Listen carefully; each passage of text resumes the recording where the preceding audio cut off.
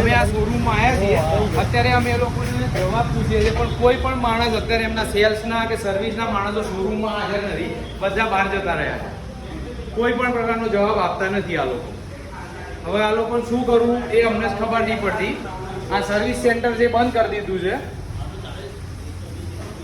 કોઈ problem solve ના થાય એટલે બંધ, બીજું કઈ જવાબદારી જ નહીં.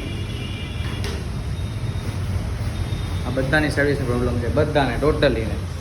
તમારે સર્વિસનો પ્રોબ્લેમ છે? હું તો નવું લેવા આવ્યો. આ બધું જોઈ માતા રામાયણ જોઈ મેં. થર્ડ ક્લાસ છે યાર, સર્વિસનું કહે છે પણ સર્વિસ આપતા નહીં. એ તો ફિક્સ જ છે. અને સર્વિસમાં તમારે મૂકવા જવાનું પાવ એવું નહીં, એ કરાવે એ પ્લસ લખીને આપે છે. 4,000-5,000 લઈ લે છે લોકો પાસેથી. પછી પહેલાં લખીને આપે છે કે 3 વર્ષ સુધી વોરંટીનો મતલબ શું થયો?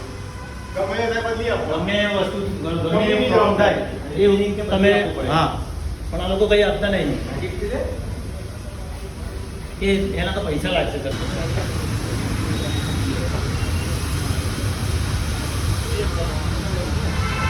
કાકા શું પ્રોબ્લેમ થઈ તમારે? કાકા શું પ્રોબ્લેમ થઈ તમારે?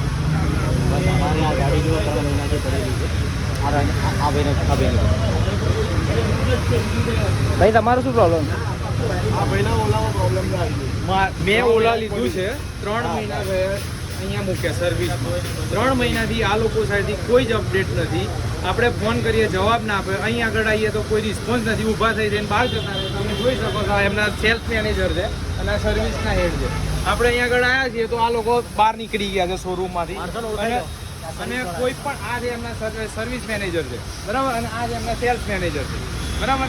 કોઈ પણ પ્રકારનો જવાબ આપવાનો નહીં, ઉદ્ધતાઈથી વાત કરે છે બરાબર. અને આપણે એમ કે જાણે મફત આપણે સેવામાં આપ્યું હોય ને એ રીતે આપણી સાથે વાત કરે છે.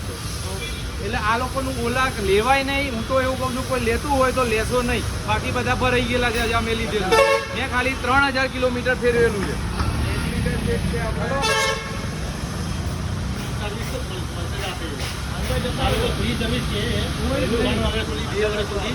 કોઈ ફ્રીમાં નહીં આપતા, બધા પૈસા લે.